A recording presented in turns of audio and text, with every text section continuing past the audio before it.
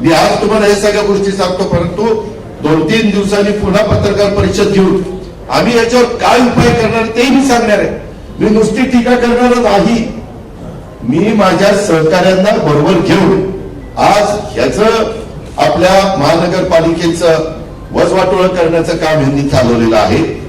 परंतु ते पुन्हा आपल्याला पूर्ववत करण्याच्या करता काय आमचा कार्यक्रम आहे तो पण मी तुम्हाला पुढच्या प्रेसला सांगणार आहे. पर्यावरणाचं तर मित्रांनो गाडीचं घेणं देणं नाहीये. मला तुम्ही सांगा, आमच्या काळात आम्ही वृक्षारोपण वृक्ष संवर्धन ह्याला प्राधान्य द्यायचो. मी कित्येकदा या सगळ्या पदाधिकाऱ्यांना विचारा, गाडीत जाताना झाडं चुकलेली असेल तर मी आयुक्ताला फोन करायचोय काय चाललंय. शेवटी आपण आपलं स्वतःच म्हणून जे काही आपलेपणाने काम करतो तसं काम प्रदूषणावर उपाययोजना करण्यासाठी कुणी प्रयत्न करतय का?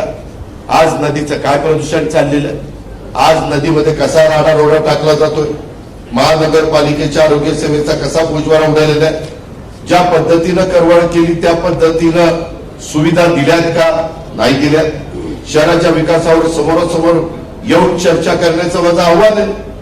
किंवा शहराचा विकास मी केला नाही त्यात माझं योगदान नाही ही हिंमत असेल तर त्यांनी समोर येऊन त्या ठिकाणी सांगावं. या शहराला मी जीव लावला, या विभागाचा प्रतिनिधी या नात्याने खासदार म्हणून मी राजकारणाला सुरुवात केली.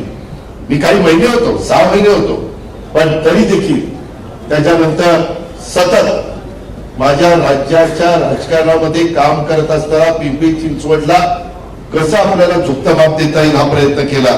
या शहरातील विकासकांनी एक माझी ओळख कामाचा माणूस म्हणून केलेली आहे. अशा पद्धतीनं पण आपण पाहू शकता.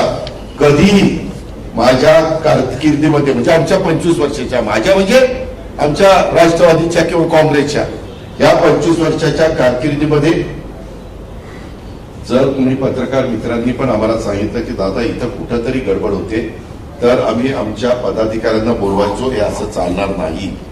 आम्ही आमच्या आयुक्तांना बोलवायचो, त्यांनाही त्या पद्धतीनं त्या ठिकाणी सांगायचो, कारण हे शहर आपल्या सर्वांचं त्या ठिकाणी होतं.